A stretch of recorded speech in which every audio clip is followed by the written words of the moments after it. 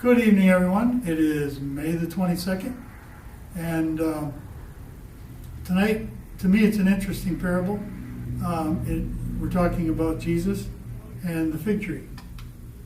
So, Luke chapter 13, Jesus is telling a parable, which, as we know, because we've talked about it before, the fig tree represents Jerusalem.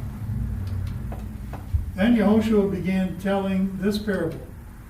A man had a fig tree he had planted in his vineyard. He came looking for fruit on it and found none.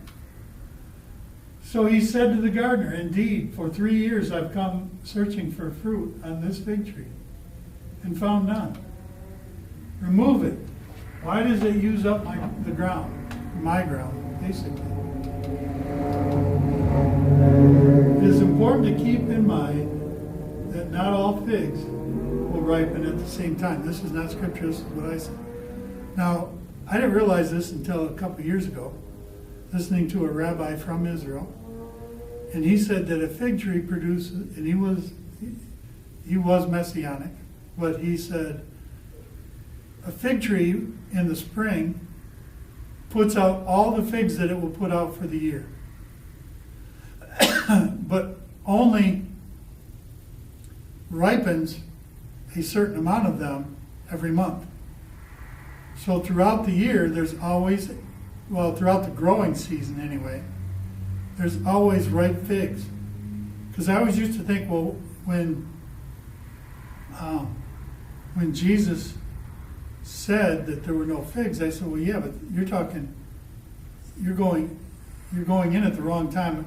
A year, you're going in at Passover, trying to pick figs, but figs are harvested in the fall.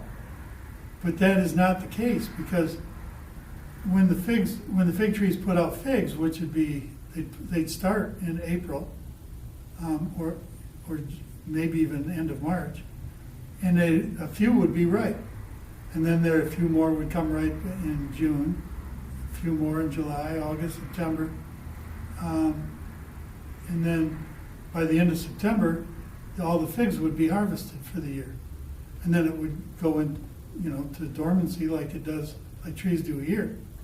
But I thought it was interesting that all the figs are produced at one time, and the Jews use that as a comparison. Figs not ripening. Be patient. It can take figs up to 2 months from the fruit formation to reach optimal righteousness or ripeness. Jews compare the fig to the Torah. Why is that? Because every time you come by a fig tree, there's more fruit to be harvested. Every time you read the Torah or the Tanakh, there's more wisdom and knowledge to be understood. How many times have you read the Bible and said, boy, I never saw that before, or I never understood that before? And that's why they compare it to a fig tree. Again, just like last week and every other week, StreetlightGR.com, Facebook, YouTube at Streetlight Bible Study 4006. Be blessed, and always remember to be a blessing. Thank you for tuning in.